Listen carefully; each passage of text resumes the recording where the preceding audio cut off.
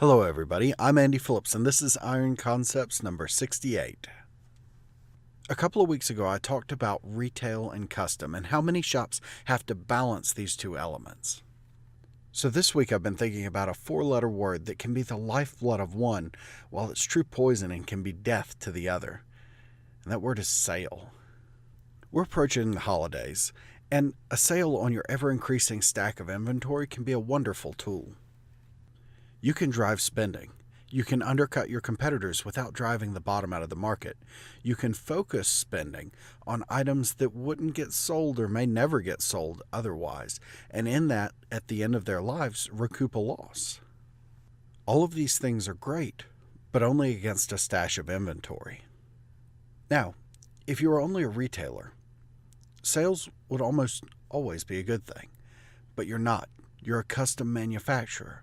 So here are a few things that you should keep in mind before you launch your Christmas sale.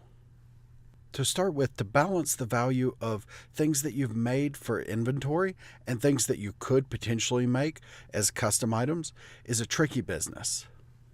After all, if you make 1,000 3-inch wall hooks and someone comes in and they ask for 1 2 3/4-inch wall hooks, obviously the custom one is going to take longer and it's going to cost more to make. And of course, this has advantages and disadvantages. You could say that it pushes people to buy the things that are easily manufactured.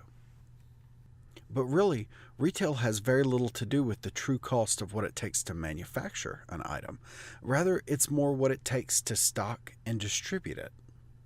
You get good at building that 3-inch wall hook, but you may end up losing some of the profit that you would make, some of that extra profit, in the fact that out of those 3-inch wall hooks, some of them may not sell at all. And even if they do, they may take a really long time for them all to sell. And at a glance, it may seem obvious that those 1,000 3-inch wall hooks should be cheaper, when indeed, maybe they should be the same price. Because if you make great money on the first 500 you sell, but then you end up slashing the price on the next 400 just to get rid of them, and you end up losing 100 or having stolen, have you really done any better or worse than if you had made them one at a time, at least financially speaking?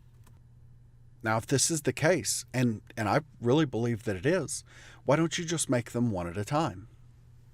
And in a lot of ways, that's what most of us do most of the time. But we mix in the right amount of retail. Retail is no golden goose, but it can be a wonderful thing in a lot of different ways. As we've talked about before, retail can be a wonderful thing to help smooth out the times when you don't have enough work coming in. It's a financial battery to help carry you through. And it can also be a bit like playing the lottery as well. Because when you make 1,000 of the right thing, and that thing sells like crazy, you avoid the end-of-life loss that product faces, and that's like winning the jackpot. It definitely doesn't happen every time, and you can't bank on it. But it does happen sometimes, and it's awesome when it does. This is all the sort of thing I think you should keep in mind when you're balancing the two.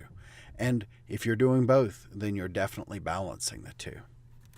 And here's what I mean, because here's the rub. It is a killer, and I mean true poison, anytime you underprice a retail item.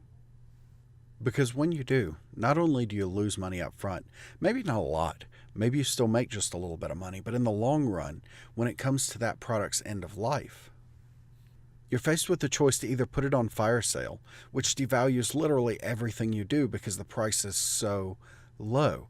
It devalues your current retail items and it devalues your custom work as well. Or you can literally just bury it, throw it away, give it away, just get rid of it.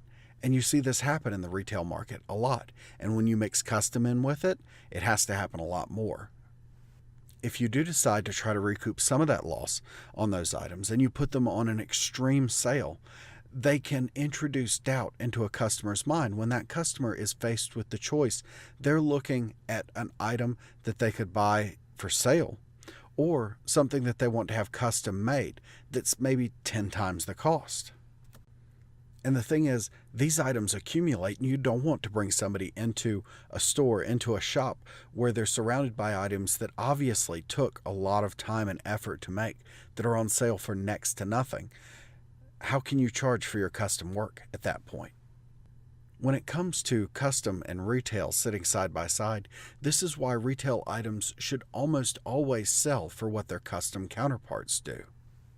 Because there are so many caveats with the retail side of things that you have to have somewhere to go in the end. You have to have some margin to be able to work with there, or else there will end up being that loss. And that loss itself is an incredible liability. In the end, you have to have some margin. You have to have the ability to run a sale. And that's about all that I've got for this week.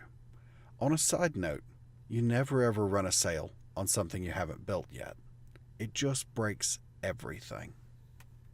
And the only time that it really benefits you is if the person buying that gift card or credit never actually cashes it in. Or if you go out of business. And as a smith, or really any small local business, it's just not something good to bank on. And one thing I can assure you of is that they're going to show up when you're crazy busy anyway. And that's just the way that things work. But that's really it for me this week. I appreciate it, and thank you for watching. And yes, Blue is really having a Black Friday weekend-ish sort of sale.